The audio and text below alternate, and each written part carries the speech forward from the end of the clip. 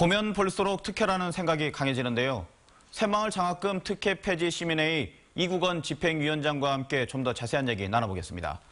위원장님, 오늘 기자회견에서 중복 수혜자가 늘어날 가능성이 있다 이런 말씀 하셨지 않습니까? 이게 어떤 의미인가요?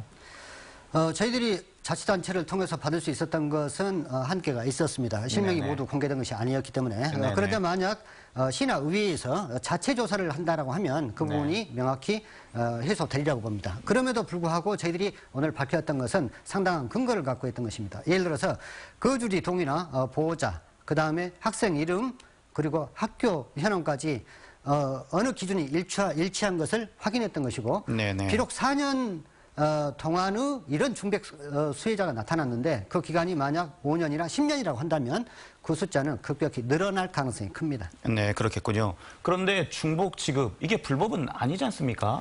물론 위법이나 불법은 아닙니다. 하지만 시민들의 혈세가 특정 자녀라는 이름으로 그 사람들한테만 내리 2번, 심지어는 3년 내리 163만 원씩 3년 동안 500만 원 가까운 돈이 특정인에게 지급된다고 하면 이게 시민 정서상 용납될 수 있느냐 하는 것이고, 네네. 보통의 시민들에게는 시 장학금은 꿈에도 꿔보지 못할 만큼 멀고 아득합니다. 그런데 특정 단체 회원들한테는 너무나도 쉽고 마치 잔치를 벌이듯이 독점해왔다는 것은 반드시 지적되어야 될 문제라고 봅니다. 네, 그렇군요. 그런데 이 새마을 장학금 광주만의 일은 아니지 않습니까? 물론 전국적인 현상입니다. 40년 동안 이어온 박정희 정권의 유신 산물이라고 볼 수 있습니다. 네. 그런데 이렇게 문제 많은 조례를 더 이상 유지할 필요가 있느냐 하는 것입니다. 네. 광주가 다른 시도 한다고 해가지고 지금까지 따라할 이유도 없습니다.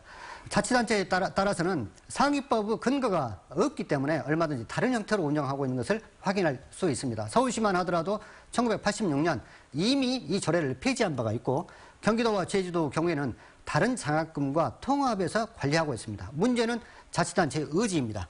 네. 광주시와 의회가 이 문제를 어떻게 대할 것인지 시민들이 지켜보고 있다고 봅니다. 네. 오늘 기자회견에서 밝힌 게 전부가 아니라고 좀 들었습니다. 좀 추가로 나올 수 있는 게 있나요? 오늘 실태를 보고 이 시민 혈세가 이렇게까지 무참하게 쓰여질 수 있는가를 여실히 드러냈다고 봅니다. 이럴 수 있었던 것은 조례의 허점이 있습니다. 그리고 심사 과정이 불투명하기 때문입니다. 제도상의 어떤 허점이 있는지를 저희들이 살펴서 조만간 시민들한테 공개할 예정입니다. 네. 아무튼 소수 특정인을 위한 새마을 장학금이 하루빨리 좀 폐지되길 기대해 보겠습니다. 오늘 말씀 감사합니다. 네, 감사합니다.